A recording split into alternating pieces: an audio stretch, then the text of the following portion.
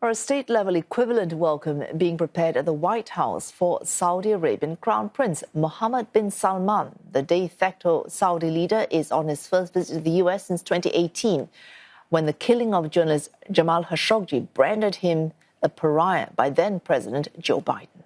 The two nations now seeking to solidify defense and economic ties after U.S. President Donald Trump's trip to Saudi Arabia in May, where he secured a $600 billion investment from the kingdom. The stakes are high for the U.S. as President Trump looks to cement those pledges this week. He is also expected to advance the sale of U.S. F-35 fighter jets and push for Riyadh to normalize relations with Israel. And Kate Fisher is covering this story for CNA from Washington, D.C. Kate, security, defense, business all in focus on this visit by MBS to the White House.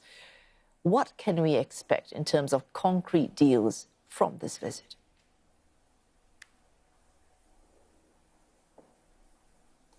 Well, I think for once, often when foreign leaders come, there's a lot of talking, but maybe not that many things actually signed and done. But Donald Trump has suggested that this is going to be one of those trips where there are deals signed. He's very keen to welcome the Crown Prince to Washington, despite the murky past few years and with the CIA's conclusion that he ordered the killing of the Washington Post journalist. But he is now being welcomed by a grand welcome on the South Lawn of the White House, not just a car up to the door of the Oval Office like many world leaders have. Also, lampposts around the White House adorned with the Saudi flag.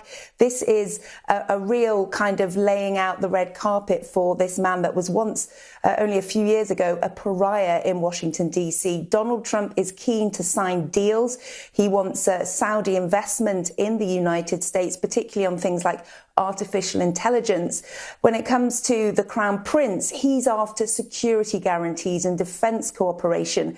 He wants to make sure that America has Saudi Arabia's back in the Middle East. But aside from their sit-down discussions, there will also be a black tie dinner in the honour of the Crown Prince with business tycoons from across the United States attending, all in a bid to try to make these business and commercial ties between the two countries stronger than ever.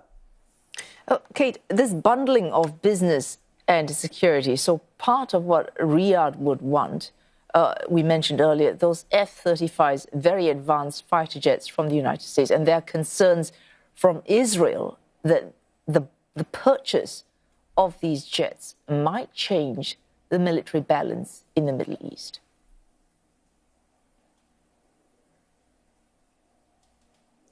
Yeah, huge concerns from Israel, of course, another very important and strong ally of the United States in the Middle East. And indeed, Saudi Arabia will become the first Arab country to have these fighter jets. Thereafter, around 48 of them.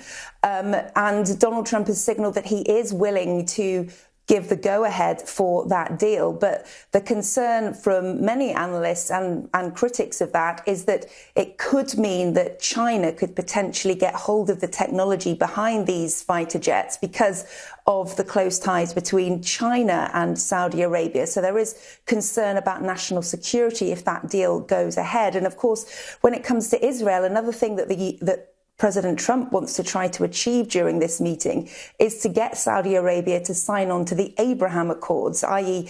essentially normalizing diplomatic relations between Saudi Arabia and Israel. But the Crown Prince has made it clear that he doesn't believe that can happen until Israel is willing to acknowledge the existence of a separate Palestinian state, which clearly under Benjamin Netanyahu, that does not appear to be likely. So that will be another sticking point when it comes to the balance of power in the Middle East that, of course, Donald Trump essentially holds the keys to right now.